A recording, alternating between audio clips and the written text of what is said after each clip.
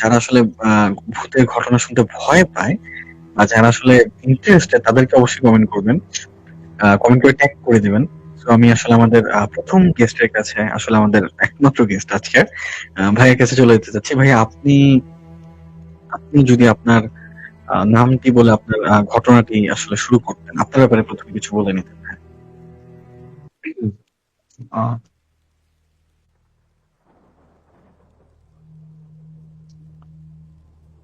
Hello listener. জি ভাইয়া আমরা শুনতে পাচ্ছি ভাইয়া আপনি বলেন ভাইয়া। হ্যাঁ, আমি শরীফ, পুরনো ঢাকা থেকে বলছি। জি ভাইয়া। আহ, আমি অ্যাকচুয়ালি আমার সাথে ঘটা কিছু রিয়েল ইনসিডেন্টসই আপনাদের সাথে শেয়ার করতে যাচ্ছিলাম। তো হ্যাঁ, অবশ্যই ভাইয়া। আজকে আমি আমার সাথে ঘটা আহ, দুটো ঘটনাই শেয়ার করব, যদিও অনেক আগের সেগুলো। আমার কিশোর বয়সের একটা ঘটনা, আমার তরুণ বয়সের একটা ঘটনা।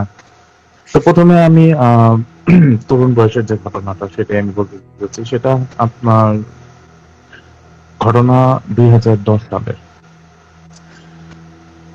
আহ, ঘটনাটা হচ্ছে ঢাকা মাওয়া মহাসড়কের উম, পাশেই, মানে একটা জায়গার মধ্যে আমার বাবা ওনার বন্ধুর কাছ থেকে একটা আহ, মিল ভাড়া নেয় আর কি। মিল বা কারখানা, টিঙ্গেল কারখানা আর কি। টিঙ্গেল বলতে গেলে অনেকে এটা নাও জানতে পারেন, এটার মাইনেটা কি। টিঙ্গেল অ্যাকচুয়ালি হচ্ছে আপনার ওই যে ছোট ছোট খুব ক্ষুদ্র ক্ষুদ্র পেরেক, যা ওই যে ছবির ফ্রেমে বা কাঠে বা অনেকে জুতার ভিতরে মারে। জি, জি ভাইয়া বুঝতে পেরেছি। পিনগুলো জি, আসলে আরকি। হ্যাঁ হ্যাঁ, পিন ছোট, খুবই ছোট। জি তো ভাইয়া। তো সেই কারখানাটা বনে, আর আশেপাশে কোনো বাড়ি ঘর কিছুই ছিল না, শুধু জমি জমি জঙ্গল। আর হ্যাঁ, আরেকটা কথা না বললি নয়, যে আমাদের কারখানার পেছনে প্রায়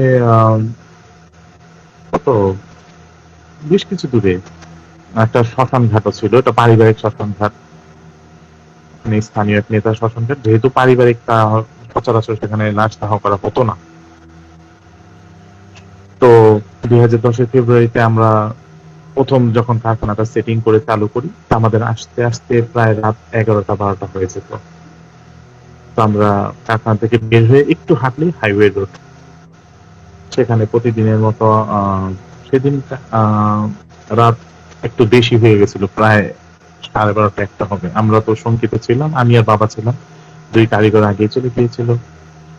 তো ভাবছিলাম গাড়ি পাবো কি পাবো না। হঠাৎ আহ, একটা মেয়ে, কিশোরী মেয়ে, 14-15 বছর হবে,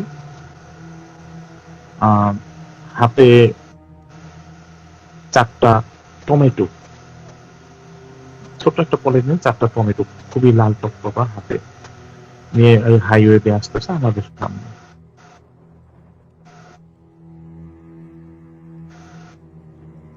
এসে রামদুরা হবে আমার ঠিক খেয়াল নেই, মানে একটা জায়গার নাম আর কি। বলতেছে যে এটা কোথায়। বাবা বলতেছে, মা এটা তো অনেক দূরে, তুমি এত রাত্রে এখানে আসছো কিভাবে। তো বলতেছে ওইখানকার জায়গা, ওইখানকার যাওয়ার যে গাড়িটা আমি কোথায় পাবো। তো বাবা বলতেছে যে এটা নয়া বাজারে পাবে, পুরোনো ঢাকা নয়া বাজার। তুমি চাইলে আমাদের সাথে যেতে পারো, আমরা গাড়ির ওয়েট করছি, সেখান থেকে তোমাকে বাসে তুলে দেবো, তুমি চলে যেও। আমি বলছি ঠিক আছে।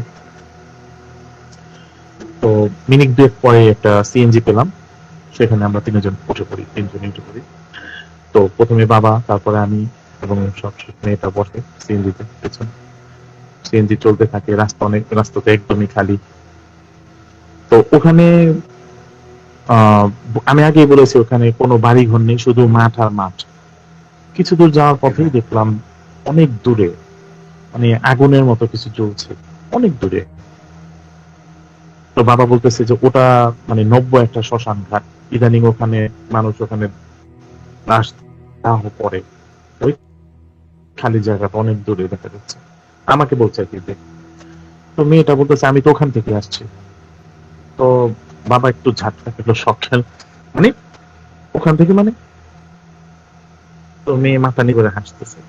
তো বাবা ভাবলো হয়তো ওনার কোনো আত্মীয় স্বজন, হয়তো কেউ মারা গেছে, তাকে দেখতে হয়তো এসেছিল। তো সাথে সাথে বাবার মোবাইলে ফোন আসে, উনি ফোনে ব্যস্ত হয়ে যায়।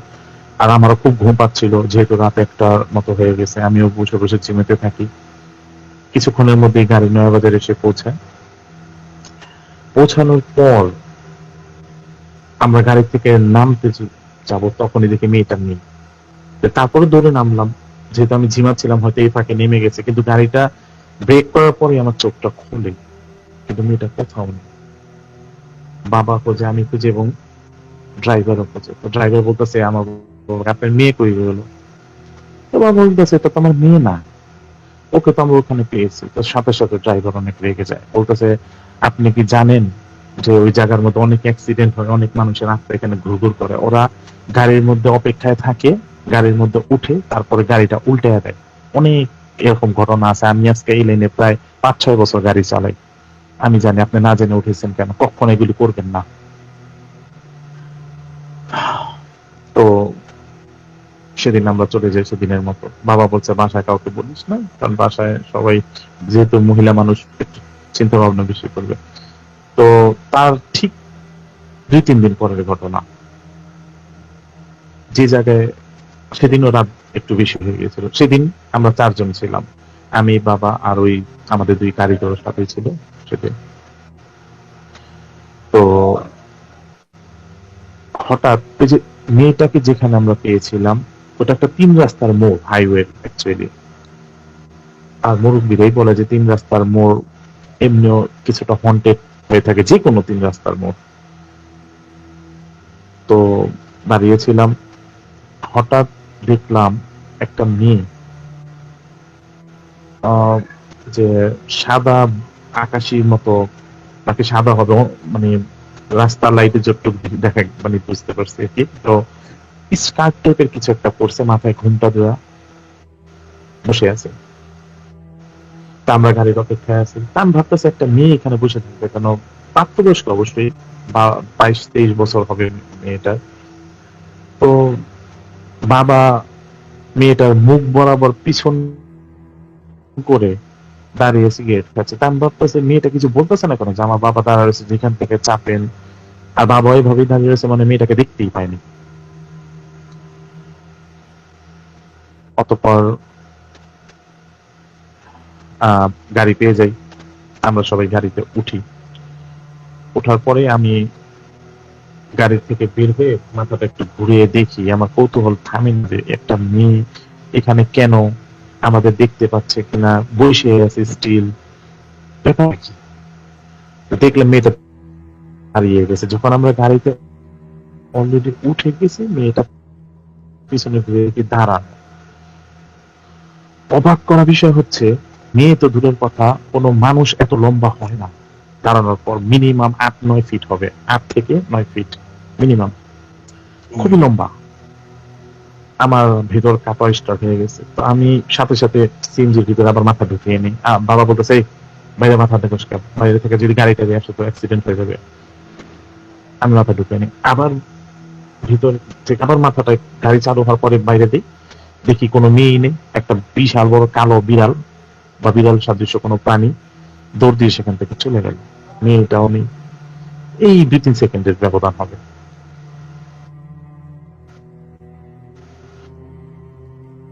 তারপরের দিন আমি সকালবেলা বলতেছি বাবাকে, সবাইকে, কারখানা যে, আচ্ছা মেয়েটা কে ছিল বাবা?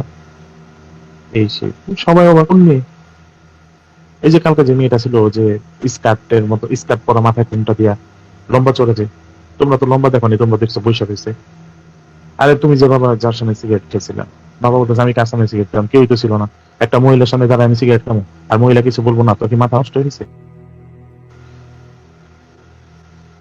তো আমি বলতেছি যে, না বাবা, আমি তো দেখছিলাম। ওরা বলতেছে, এইসব গল্প বাদ দিত।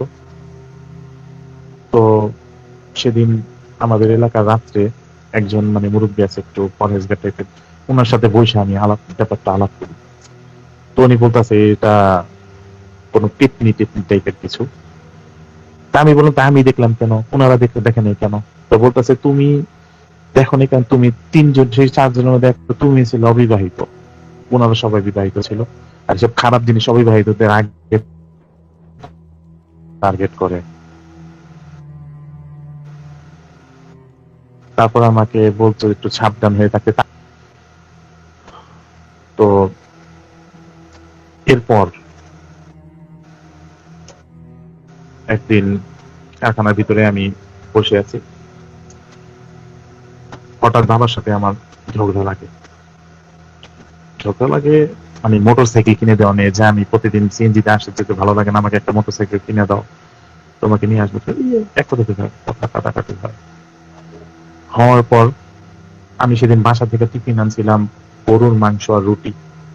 অনেকটা রাগ করেই আমি কারখানা থেকে বেরিয়ে ওই শ্মশান ঘাটে চলে যাই। বিকেল বেলা হবে, বিকেল 4টা-5টা হবে তখন সময়। তো শ্মশান ঘাটের পাশেই একটা পাকা অডিটোরিয়াম ছিল, যেমন আমাদের কবরস্থানে অনেক কবরস্থানে থাকে জানাজা দেওয়ার স্থান, পাকা অডিটোরিয়াম ঠিক সেরকম।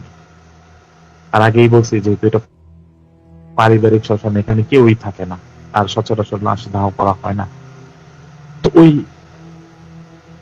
অডিটোরিয়ামে আমি বসে অনেকটা অভিমান করে ওই আমার লাঞ্চ আমি করতে থাকি, যে মাংস আর রুটি দিয়ে।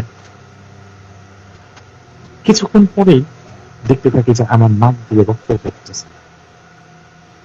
কোনো ব্যথা পাচ্ছি না, কিছুই না। মানুষের সর্দি হলে নাক দিয়ে যেমন পানি পড়ে, আমার ঠিক সেরকম মানে নাক দিয়ে রক্ত ঝরতেছে। আমি খুব ঘাবড়ে গেলাম, ঘাবড়ে সেখান থেকে দৌড়ে চলে আসি। চলে আসার পর আমি মানে বাবাকে বলতে থাকি, আব্বু এরকম এরকম। আমি বাবাকে ভয় পেতাম, তো বাবাও অনেক রাগারাগি করতে থাকে যে ওটা শ্মশান ঘাট, আর হিন্দু ধর্মাবলীদের মানে গো মাংস খাওয়া নিষেধ, তুই এখানে অপমান করছিস, এই জন্য এরকম হতেছে। কথা বলতে না বলতে সন্ধ্যা হয়ে গেছে প্রায়। তখনই আমাদের টিনের চালে মানে কে বা কারা যেন ইট মারা শুরু করছে, ইট পাটকে ইচ্ছা মতো, বৃষ্টির মতো। তো বাবা অনেক চিৎকার চেঁচামেচি শুরু করে দিছে যে এই কারণে হইতেছে। আমি দৌড়ে আমাদের যে কারখানার গেট ছিল, কারখানা বলতে কি, ওটা একটা অ্যাকচুয়ালি একটা মিল বড়, আমরা একাংশ ভাড়া নিয়েছিলাম। তো ওটা মেন গেট আছে, মেন গেটের উপরে আমি উঠে দেখি যে ছাদের মধ্যে কিছু আছে না। উঠার সাথে সাথে কেউ নেই, কিচ্ছু নেই, একদম একদম শান্তি। অথচ কেউ বুঝতেই পারবে না যে মিনিট খানিক আগে এখানে কত ঝড় বৃষ্টি চলছে ইট পাটকেলে। তো সেদিন বাবা বলছে আর কখনো গরুর মাংস নিয়ে আসবি না। আচ্ছা ঠিক আছে, নিয়ে আসবো না বাবা। তারপরের দিন 2 দিন স্বাভাবিকভাবেই যায়। তৃতীয় দিন হঠাৎ 4টা মেশিন ছিল আমাদের, টিঙ্গেলের মেশিন আর কি, 4টা ছিল। 4টার মধ্যে একটা মেশিন হঠাৎ নষ্ট হয়ে যায়, অথচ মেশিনের ভিতরে কোনো প্রবলেমই নেই। পুরোটা মেশিন খুলে দেখছি। মেশিনটা নষ্ট হয়ে যাওয়ার পর বাবা অনেক রাগারাগি করে বলে, এটা আমার চোখের সামনে থেকে দূরে কর। তো সবাই 3জন মিলে মেশিনটা ধরাধরি করে পাশের রুমে নিয়ে মেশিনটা রেখে দিই, ওখানে সেট করে রেখে রাখার পর আমি আবার হঠাৎ করে পাশের রুমে যাই, যে বৈশা মোবাইল টিপি করে হঠাৎ করে মেশিনটা আমি চালু করি, কৌতূহল বসে পেয়েছি। মেশিন চলতেছে। আমি ভয় পেয়ে যাই, সাথে সাথে সবাই দৌড়ে আসে, কিরে মেশিন স্টার্ট হলো কিভাবে? আমি তো বলতে পারি না, আমি শুধু মেশিনটা প্লাগটা দিয়ে অন করছি, মেশিন তো চালু। বাবা খুশি হয়ে যায়, সাথে সাথে বাবা আবার মেশিনটাকে বলে যে ওই আগের জায়গায় নিয়ে যেতে। আবার আমরা 3জন ধরে টানাটানি করে মেশিনটা আবার আগের জায়গায় স্টার্ট করতে, আবার মেশিন নষ্ট। আবার রাগ করে আবার ওইখানে তখন কারিগররাই বলে, দাঁড়ান দাঁড়ান, কিছু মনে করেন না, আমরা এখানে আবার নিয়ে গেতেছি, দেখি তো ব্যাপারটা কি। আবার আগের জায়গায় নিয়ে যাওয়ার পর মেশিনটা চালু করে আবার মানে যে দ্বিতীয় রুমটা আর কি, ওখানে মেশিন ঠিকই চলে, কিন্তু যেখানে মেশিনটা থাকে সেখানে মেশিনটা চলতেছে না। আর এটার প্রবলেমটা কি কেউ বলতে পারে না। তো ওই আমাদের যে কারিগর ফোরম্যান আঙ্কেল বলতেছে যে এটাই ঘরে আপাতত চলুক, এটা না ঘাটাঘাটির দরকার নেই। ঠিক আছে, ভালো কথা। সেদিন আর কোনো সমস্যা নেই। তার 2-3 দিন পর, মানে 2-3 দিন ঠিক যায়, 2-3 দিন পর পর কিছু না কিছু ইনসিডেন্ট হতেই থাকে। শাটারটা আমার সামনে খোলা হলো।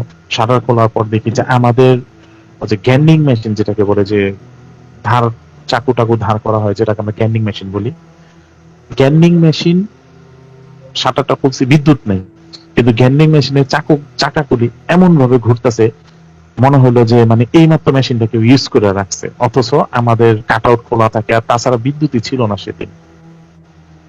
জেন্ডিং মেশিনটা আমাদের জানালার পাশে ছিল, সুন্দর করে মানে মনে হলো যে এইমাত্র কেউ চালু করে এটা বন্ধ করছে, এমন মনে হইতেছে। আর বাতাসে তো এই চাকিগুলি, জানালার বাতাসে তো এটা ঘোরা সম্ভব না, কারণ চাকাগুলি খুবই ভারী। তো সেটা আমরা আর বাবাকে বললাম না, আমি আর কারিগর আঙ্কেল ছিলাম, কারণ বাবা এমনি টেনশন করে খুবই। তো আঙ্কেল বলতেছে বাবাকে আসার পর যে এক কাজ করেন, একটা মিলাদ না হয় পড়ায় দেন। বাবা বলে ঠিক আছে, আচ্ছা মিলাদ পড়ায় দিই।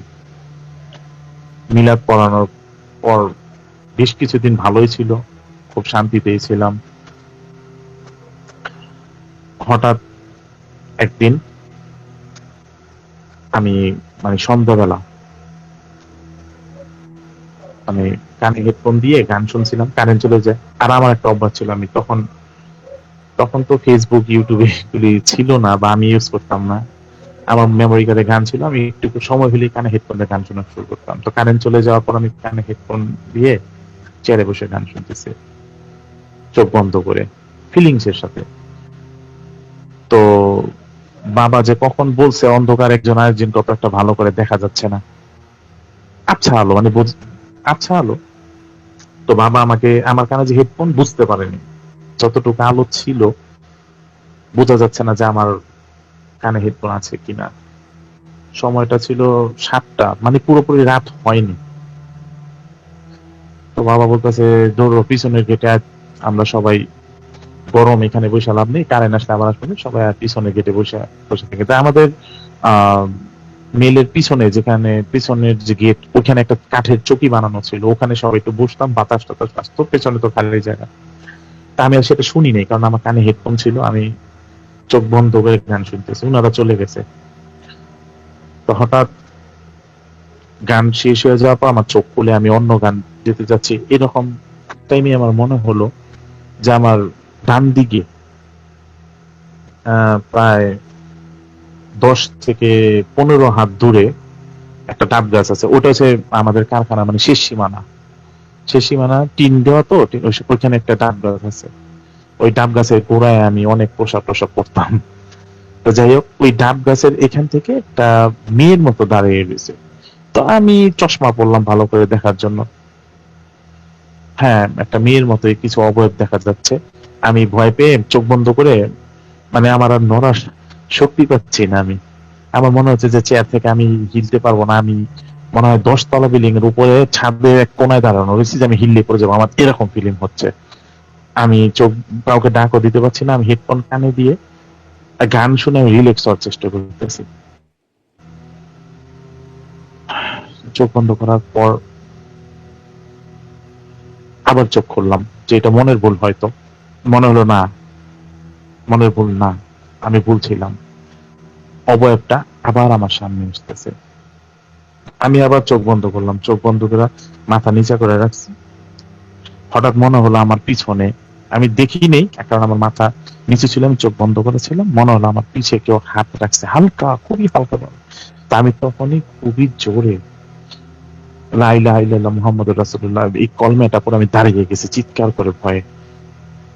দাঁড়িয়ে যাওয়ার পরে চোখ খোলার পর মনে হলো বাদুর কি কাক হবে বা দাঁড় কাক হবে, এরকম টাইপের কোনো পাখি টাইপের কিছু আমার উপর দিয়ে উড়ে ওই ডাব গাছের ভিতরে চলে গেল।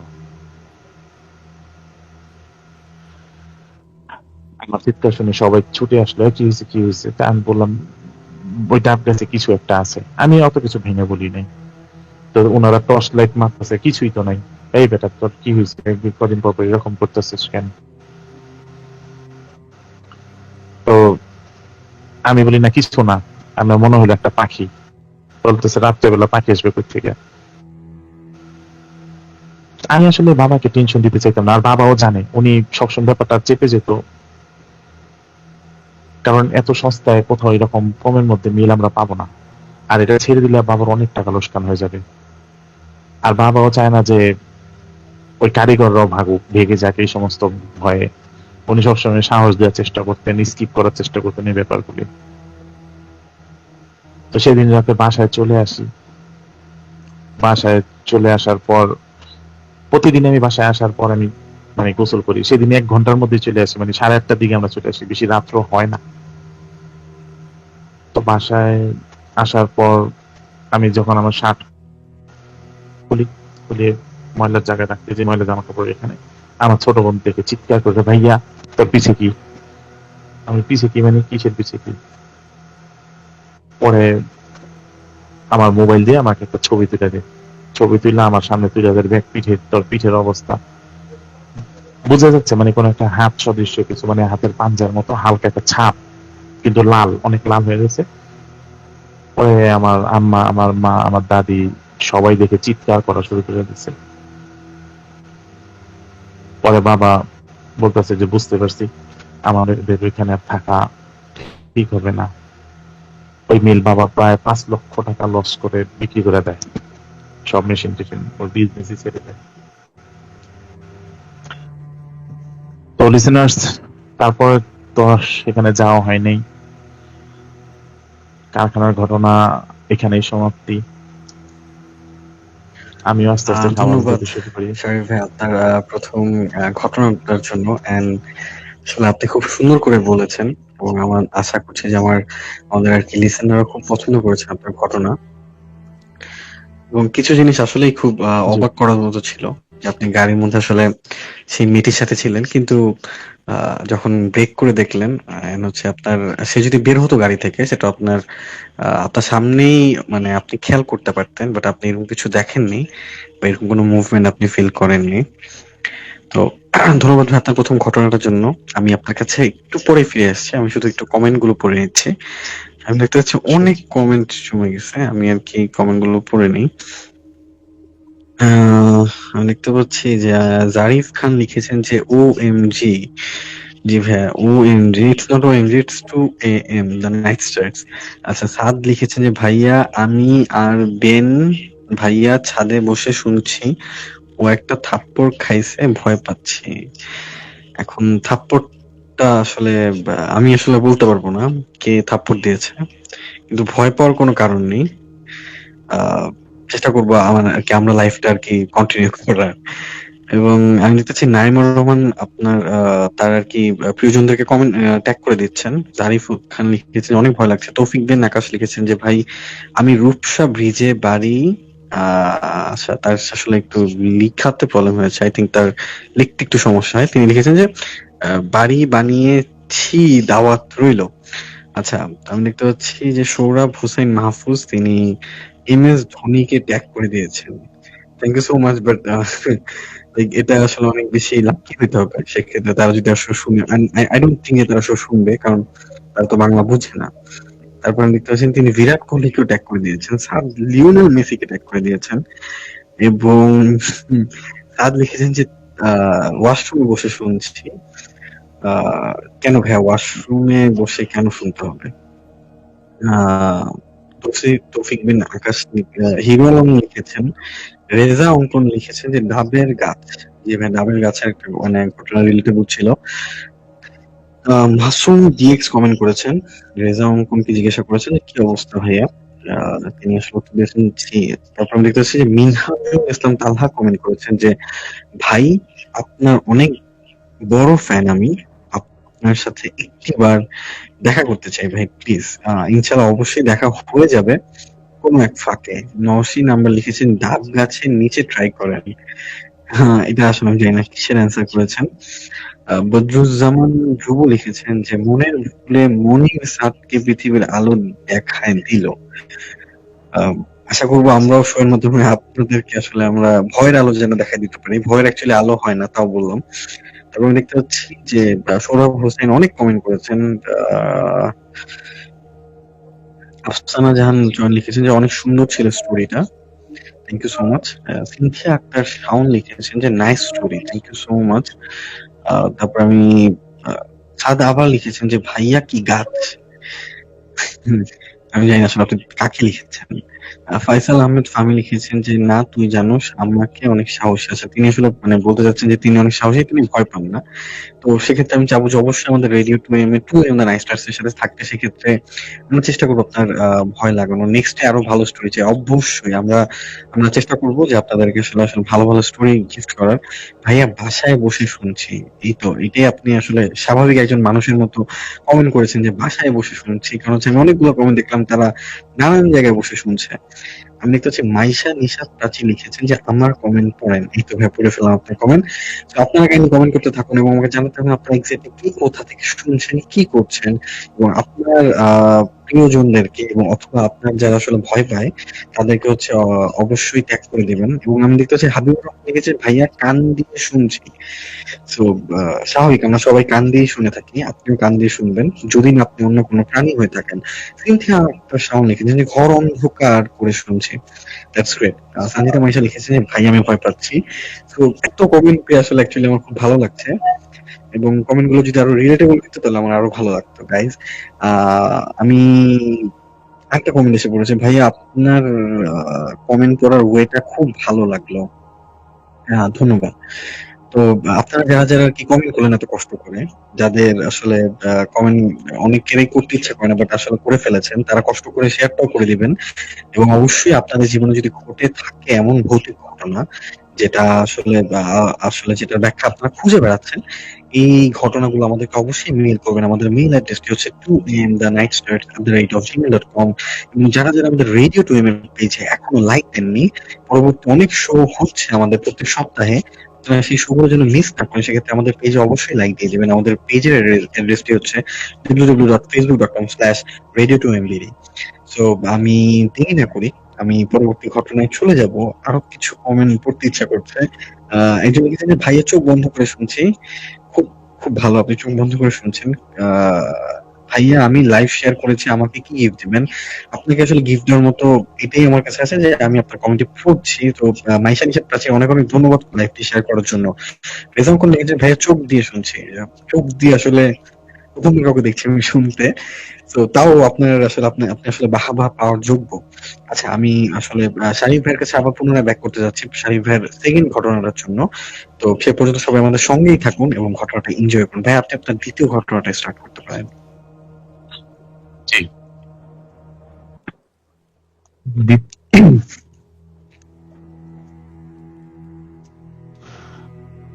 হ্যালো লিসেনার্স, আমি আজকে আমার দ্বিতীয় এক্সপিরিয়েন্সটা শেয়ার করতে চাচ্ছি। সেটা আরো আগের ঘটনা। ঘটনাটা 2003 সালের। তখন আমি নিউটনের স্টুডেন্ট। আর তখন যেহেতু কিশোর বয়স, আমরা প্রচুর স্কুল পালাতাম। তো তখন আমার সবচাইতে ক্লোজ ফ্রেন্ড এবং একমাত্র ফ্রেন্ডই বলা চলে সে ছিল আরিফ। আমার খুবই ক্লোজ, আমার এলাকারই, আমার 4-5টা বাসা পরে তার বাসা। সে ছিল খুবই সাহসী এবং খুবই বদমেজাজি। আর সে আমার সাথে থাকলে মনে হতো যে আমি 100 মানুষের সাথে আছি। এতটা আমার মানে সাহস থাকতো ভিতরে, খুবই সাহসী ছিল। আপনি আর আসলে তার তার সব সাথে থাকলে আপনি আরো সাহস পেতেন আরকি যে কোনো একটা কিছু করার।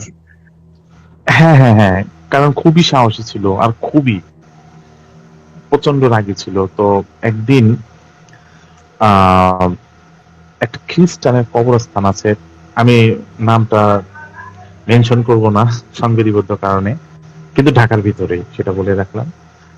তো একটা খ্রিস্টান কবরস্থান আছে, সেখানে একদিন সে প্ল্যান করলো যে আমি সেখানে স্কুল পালিয়ে, আসলে স্কুল পালিয়ে মানে আমরা মানে বিভিন্ন জায়গায় ঘুরে সময়টাকে আর কি টাইম পাস করতাম আর কি। তো ও বলতেছে যে আমরা ওইখানে যে মানে এবার টাইম পাস করবো। আমি বলছি, ঠিক আছে চল, তুই যখন আসিস আমার কোনো প্রবলেম নেই। তো বলছে ঠিক আছে। তো আমাদের স্কুল ছিল 11টা-12টার দিকে দুপুরে। তো আমরা যথারীতি স্কুল ফাঁকি দিয়ে এখানেই যাই। কবরস্থানের প্লাকার্ড দেখে মনে হলো যে মিনিমাম 4 থেকে 5 শত বছরের পুরনো, আর অনেকটা পরিত্যক্তই বলা চলে। তারপরও সে ভিতরে ঢুকে গেল, ভিতরে অনেকগুলি কুকুর। তো আমাকে দেখে মানে খুব জোরে ঘেউ ঘেউ করতে থাকে। তো আমি একটু ভয় পেতে থাকি। তো ও বলতেছে ভয় পাইস না, তুই সোজা হেঁটে চলে আস, তুই এমন ভাবে হাত যাতে তুই ওদেরকে দেখো সে নেই। কিন্তু ওই যে আমি বললাম না, আমি তো আর ওর মতো সাহসী না। আমি মানে একটু ভয় পেয়ে একটু পিছন দিকে ঘুরতেই কুকুরগুলি আমাকে ভয়ঙ্কর ভাবে তাড়া করে। তা আমি দৌড়ে মানে কবরস্থানের মেন গেটের থেকে বের হয়ে চলে আসি। চলে আসার পর আমি দাঁড়ায় থাকি, আরিফ কিভাবে আসবে, ওকে ছাড়া তো আমি যেতে পারবো না, ওকে ছাড়া তো আমি কিছু ভাবতামই না। তো হঠাৎ করে দেখে আরিফে চলে আসছে। তা আমি বললাম তুই এই গেট দিয়ে না আসলে কোথা থেকে আসলি রে তুই? তো বলতেছে ওইখানে আর একটা মানে ভাঙ্গা ওয়াল আছে, সেখান দিয়েও ঢুকানো যায়, ওই আয়তকে আমি সেখান দিয়ে চলে যাই। তা আমি বলছি আচ্ছা ঠিক আছে। আমি বলেছি কুকুর যদি আবার কিছু বলে, বলে না ওখানে কুকুর আসবে কোথা থেকে, তুই আমার সাথে চল। তো ওই ভাঙ্গা ওয়াল টপকে আমরা মানে একদম রিল্যাক্সলি ভিতরে পৌঁছে যাই। তো কিছু দূর হাঁটতে থাকি, ব্যাগ কাঁধে নিয়ে হাঁটতে হাঁটতে হাঁটতে হাঁটতে একটু ভিতরে মানে বেশ কিছুটা ভিতরে যাওয়ার পরেই দেখলাম একটা কবরস্থানে দুটো লোক, মানে কবরের উপরে আর কি দুটো লোক বসা, দুজন। পোশাক আশাকে একদম নর্মালি মনে হলো, লুঙ্গি পরা, শার্ট পরা, নর্মাল, একদম নর্মাল পোশাক। তো আমাদের বলতেছে যে কুকুর থেকে একটু সাবধান থাকেন, এরা এখন খুবই ডেঞ্জারাস কুকুর, এরা কামড় দিলে বাঁচবেন না। তো আমি একটু আমার ভিতরে ফটকা লাগলো। তারপর আর এটা বলতেছে হ্যাঁ হ্যাঁ ধন্যবাদ ভাই, ধন্যবাদ ধন্যবাদ, মানে ও তো অন্যরকম, আমি আগে বলে যাচ্ছে। বলে চল দোস্ত চল। আচ্ছা ঠিক আছে। পরে আমি একটু দুষ্টুমি করার ইচ্ছা বলতে চাচ্ছিলাম যে 14টা ইঞ্জেকশন নিলে হয়, কথাটা বলার জন্য ঘুরতে দেখি, মানে ঘুরতে 2-1 সেকেন্ডের মাধ্যমে দেখি নাই, 2-1 সেকেন্ডের মাঝে দেখলাম যে লোক দুটো নাই। তা আমি বলতে ও অবাক, আমি অবাক। তো বলতেছে দৌড়ে যদি ওনারা ভাগে, এই রাস্তা খালি মানলাম, তারপরও তো আমরা ওনাদের দেখতে পাবো, এই 2-3 সেকেন্ডের মধ্যে কই যাবে দোষ। আলাম বলে যে চল দোষ, ভেড়াজি দোষ, বাদ দে তো, অন্য জায়গায় চল, অন্য জায়গায় টাইম পাস করে দোষ, এই সব কি কোন জায়গা তুই আমার নিয়ে এসোস। পরে বলতেছে আয় বেটা আয়, সমস্যা নেই, এইসব নীরব জায়গাতে একটু শান্তিতে থাকে। আচ্ছা ঠিক আছে, আরো কিছু দূর ভিতরে ঢুকলাম। ঢোকার পর আমি দেখলাম যে মানে কিভাবে বলবো, আহ, মানে পুরোনো পাকার মতো নেই, মানে এই যে মানে একটা ঘরের মতো, মানে লম্বা, মানে কিভাবে বোঝাবো আমি এটা, মানে গোল রাউন্ড আর কি, একটা পিলারের মতো, পিলার রাইট, পিলারের মতো আর কি, ভিতরটা ফাঁকা।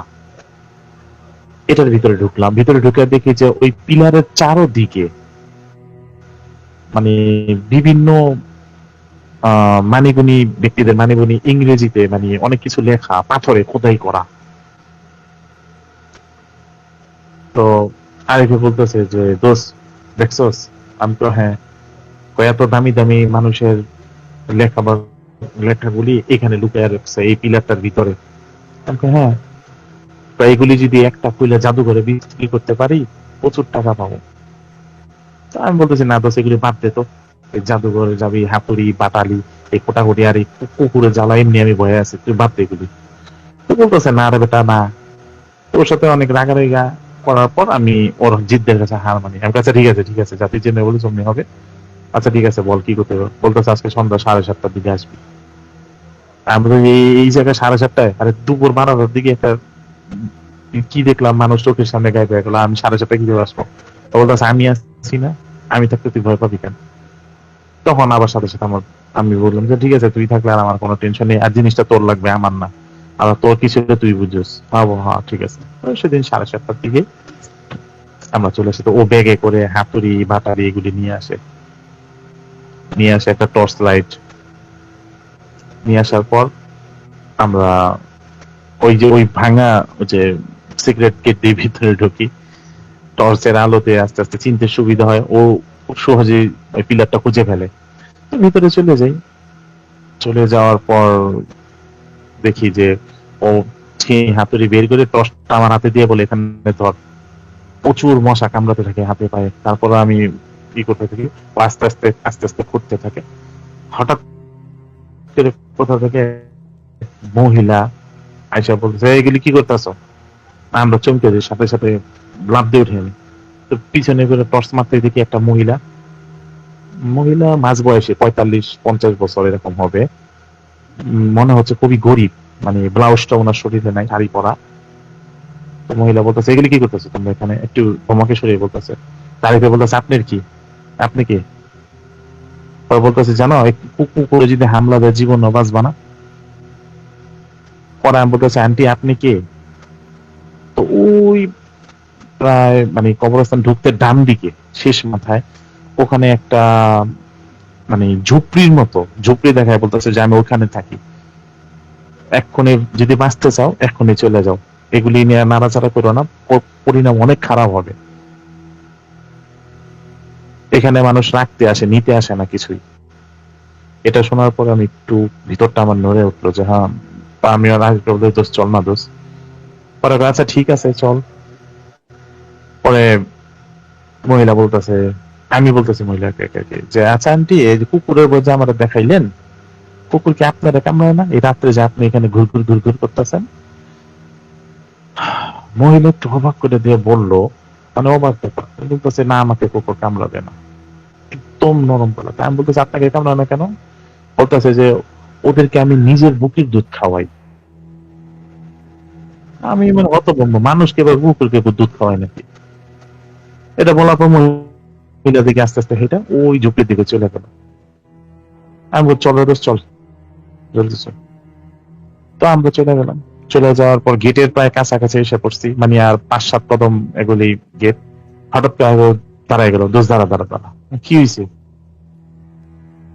দাঁড়া, আসছি যখন এত কষ্ট গুলা, কিছু না কিছু তো নিয়ে যাবো। আমি তো তোর মাথাতে কি কি ঘুরতেছে রে দোষ? বলতে দাঁড়া, ঠাস করে দিয়ে গেলো পাশে একটা আম গাছে চুড়ে গেল। চুড়া কাঁচা কাঁচা কয়েকটা আম পেড়ে নিয়ে আসলো, 3-4টা। আমি বলি, দোস্ত তুই যে কি শুরু করছিস, তুই পাগল হয়ে গেছিস এখানে, চল চল।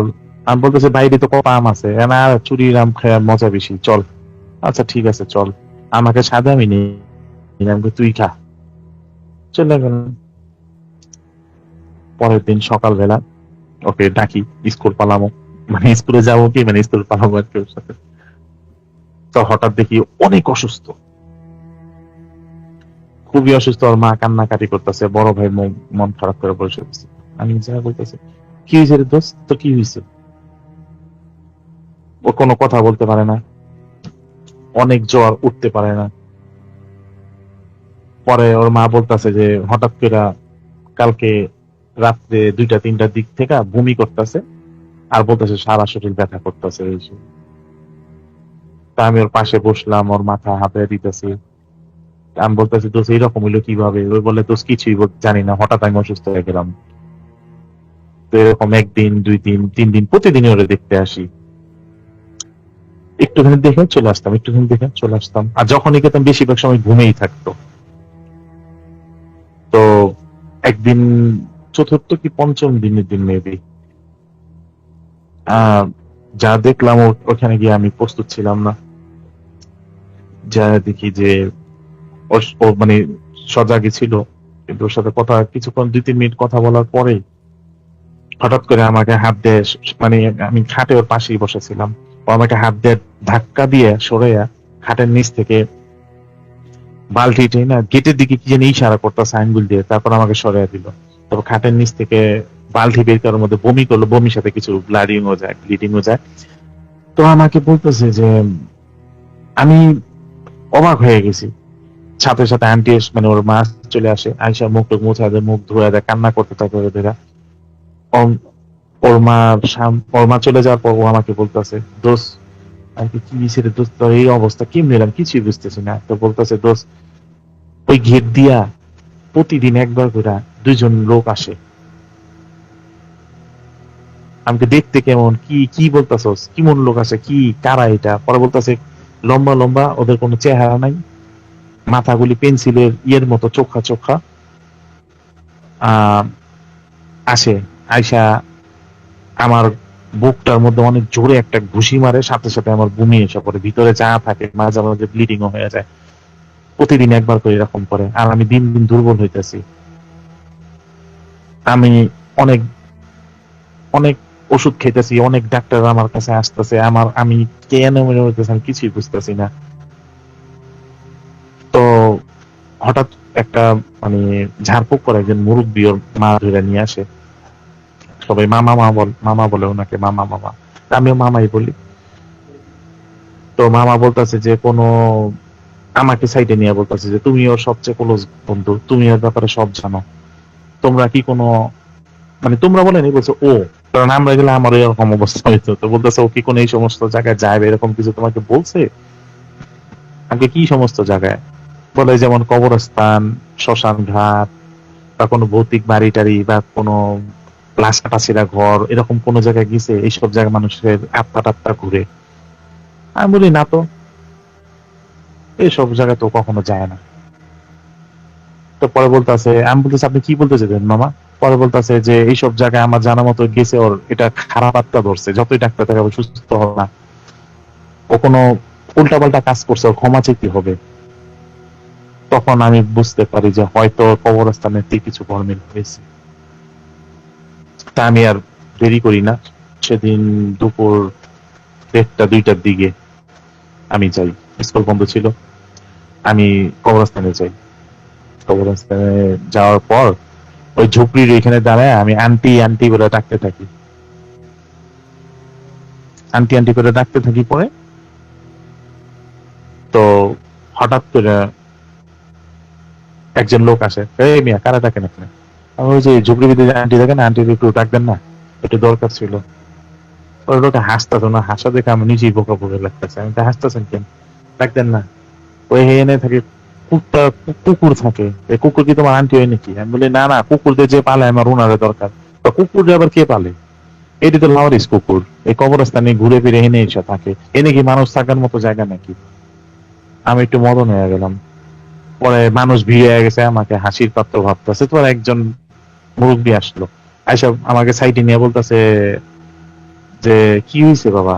তা আমি বলতেছি আঙ্কেল, এই যে এখানে একটা মুরব্বী থাকতো, তো ওই যে প্রথম লোকটা আবার আসে, আইসা বলতেছে এবার ফাজলামি করতেছিস নাকি, কিসের মুরব্বী থাকতো? হ্যাঁ, তা আমি বলতে ওই মুরব্বী ওনারে ইশারা করে চুপ করে বলতে, আমার বলো তুমি বলো।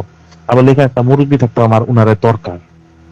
তারপরে বলতে আছে যে এখানে মুরব্বী একটা থাকতো, তো ওটা 4 বছর আগে ওই বৃদ্ধাশ্রম নাকি আশ্রম থেকে যিনি পালায় আসছিল, উনি এখানে থাকতো অনেক আগে, আচ্ছা। কিন্তু 4 বছর আগে উনি নারায়ণগঞ্জ চলে গেছে। তা আমাকে নারায়ণগঞ্জ চলে গেছে, তো ওনার একটু ব্যবস্থা করা যায় না? ওনার সাথে যোগাযোগ করা আমার অনেক দরকার।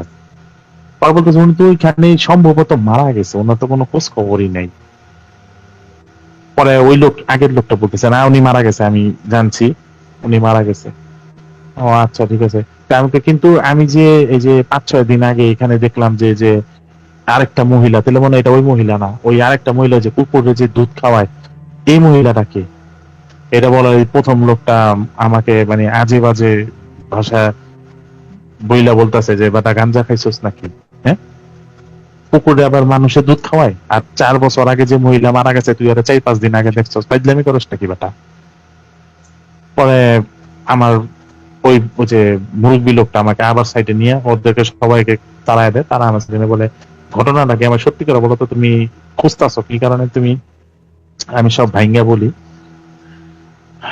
বলার পর উনি বলতেছে যে কাজটা অনেক খারাপ করছো, এই কবরস্থানটা হচ্ছে মুর্দা বা মানে মৃত মানুষদের বাসা, তোমার বাসা থেকে যদি তুমি কারো তোমার অনুমতি থাকে একটা কিছু নেয়, তুমি কি নিতে দিবা? তা আমি বলি না। তোমার বন্ধু কাজটা খারাপ করছে, তোমাদেরকে ওই এই কাজটা করাটা একদমই উচিত হয় নাই। যাক, তোমরা বয়স অল্প, জ্ঞান কম, তোমরা না বুঝে করছো। তাই আমি বলতেছি যে এখন আমার বন্ধুর অবস্থা অনেক খারাপ, কি করা যায়? পরে উনি বলতেছে যে একটা কাজ করতে পারো। আমি বলি কি কাজ? বলতেছে যে যে গাছটার থেকে আমগুলি ও চুরি করছে, সেই গাছটার নিচে তুমি আগরবাতি দিয়া ক্ষমা চাও। প্রথম বলতো ওরে ওরে নিয়ে এসে ক্ষমা চাও। আমি বলবো ও ওঠার অবস্থাতে নাই, অবস্থা অনেক খারাপ। তো বলতেছে ঠিক আছে তাহলে তুমি চাও, দেখো সব ঠিক হয়ে যেতে পারে ইনশাল্লাহ। আমি আচ্ছা ঠিক আছে। তারপরের দিন আমি ঘুম থেকে উঠি, ওইটা ওর সাথে দেখা করি, আরিফের সাথে, দেখি ঘুমাইতেছে। পরে ওরা জাগাই না, ওর ফ্যামিলির কাউরে কিছু না বইলে আমি ডাইরেক্ট কবরস্থানে চলে যাই দুপুর বেলায়। যাওয়ার পর মেইন গেট দিয়ে ঢুকি, কোনো কুকুর নাই, কিচ্ছু নেই, আমাকে বাধা দেওয়ার মতো কিছুই ছিল না তখন, কুকুর টুকুরও ছিল না, হয়তো অন্য সাইডে ছিল। কিন্তু গাছটা আমি চিনতে পারি না, রাত্রের মধ্যে যে গাছটা, আমি দিনের বেলাও চিনতে পারতেছি না। তারপর আমি আইডিয়া করি যে এই আশেপাশেই হবে, তো ওখানে আম গাছ ছিল 3টা, আরো 2টা মানে কি গাছ ছিল আমি চিনি না, অনেক রকমের গাছই ওখানে আছে। তো আমি আইডিয়া করে মানে 4-5টা গাছের নিচে আমি আগরবাতি দিয়ে ক্ষমা চেতে থাকি। আচ্ছা। ক্ষমা চাওয়ার পর আমি চলে আসি। তার 2 দিন পরেই দেখি আরিফে সুন্দর হাঁটতাছে, চলতাছে, আমার সাথে দেখা করতেছে। তা আমি তো অবাক, ওকে যায় জড়ায় ধরি, বলতে তুই এত তাড়াতাড়ি সুস্থ হলি কেমনে? তো বলতেছে তোর আমি চমকে দেবো এই কারণে সুস্থ হয়েছে। আর আগরবাতি বা এই সমস্ত কথা আমি কিচ্ছুই বলিনি, কিচ্ছু না। আমি চাই না কোনো কারণে কষ্ট পাক বা এইগুলি নিয়ে আবার শঙ্কিত হোক, বা এই মনে হতে পারে আবার ও গোতাগুতি করতে যেতে পারে ওখানে। তা আমি ওরা কিছু সেটাই। বললাম, তো যাক, হ্যাঁ আমি বলছি যাক ভালো হয়েছে দোষ। পরে বলে হ্যাঁ। তা আমি আবার একটু ফাইজলামি করে বলে, আবার যাবি নি কবরস্থানে? পরে না বাবা মাপ চাই, আর দরকার নাই। তারপরে সে পুরো দম্বর একদম মৌলবী হয়েছে, মৌলবী এখন নামাজ টামাজ পড়ে, চিল্লা টিল্লা যায়। আর ওর 4 বছর পর মানে 2007 সালে ওই এলাকা থেকে চলে যায়, খিলগাঁওয়ের দিকে চলে গেছে। তারপর থেকে তার সাথে আচ্ছা। তেমন আমার একটা যোগাযোগ হয় না। তো এই ঘটনার প্রায় 18 বছর হয়ে গেছে। আজও আরিফ হোক বা আমি হই, ওই কবরস্থান তো দূরের কথা, কোনো খ্রিস্টান কবরস্থানে যাওয়ার কথা চিন্তা করি না, যাইও না। আহ, তো অনেক এই ছিল আমার। ধন্যবাদ ভাইয়া আপনার হ্যাঁ, সেকেন্ড ঘটনাটার জন্য। এন্ড খুবই লং একটা স্টোরি ছিল, এবং আমরা অনেক সময় দেখা যায় কি যে অতিরিক্ত সাহসিকতার কারণে আমরা নানান প্রতিকূল পরিবেশের আসলে সম্মুখীন হয়ে পড়ি নিজেদের অজান্তেই।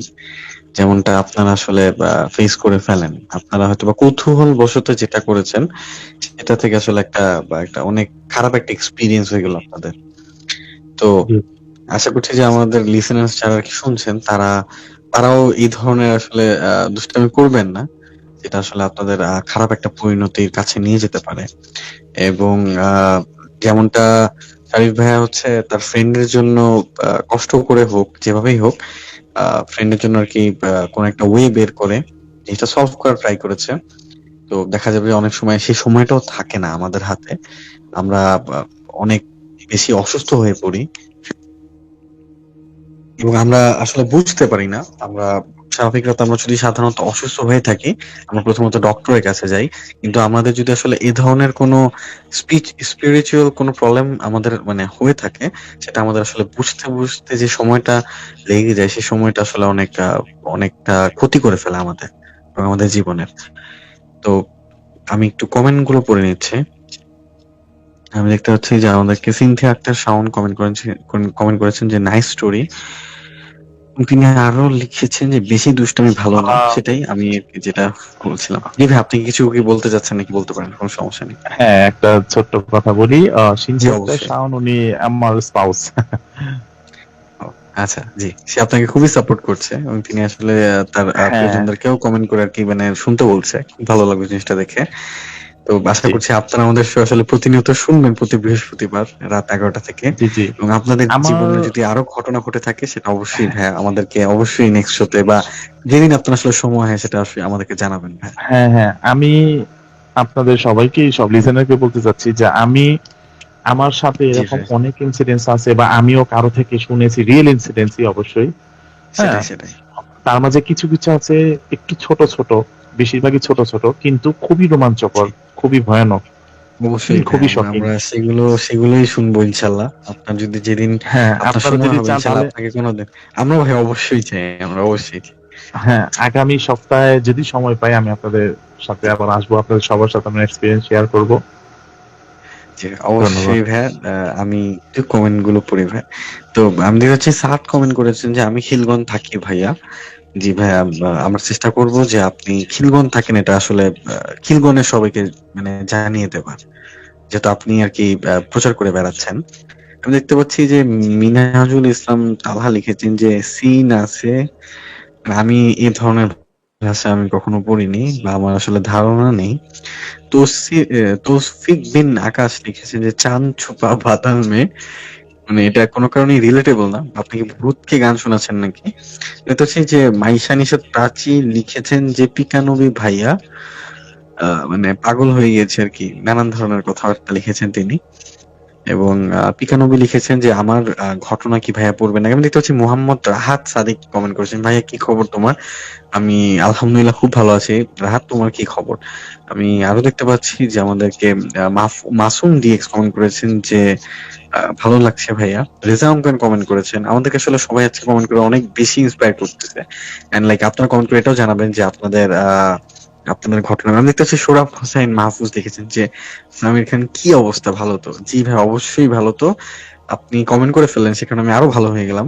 আমি চাই যে আপনারা আসলে কমেন্ট করে এবং আপনাদের যারা আর কি মানে ভৌতিক সুর শুনতে ইচ্ছুক এবং আপনারা শুনতে আনন্দ পান, সেটা অবশ্যই তাদেরকে ট্যাগ করে আর কি জানিয়ে দিবেন। এবং আপনাদের জীবনে যদি কোনো ধরনের ভৌতিক ঘটনা ঘটে থাকে, সেটা অবশ্যই আমাদের শোতে এসে শোনাতে পারেন, অথবা আমরা আপনাদেরকে চেষ্টা করব যে আপনাদের রেকর্ডিং ফাইল কোনো প্লে করার। আমরা আমাদের শেষ ঘটনাটি প্লে করতে যাচ্ছি। আশা করছি যে আপনারা শেষ ঘটনাটি এনজয় করবেন। এটি একটি রেকর্ডিং ফাইল। ততক্ষণ পর্যন্ত ততক্ষণ আমি একটু বলে নিচ্ছি যে আপনারা কিভাবে আমাদের সাথে আসলে যোগাযোগ করবেন।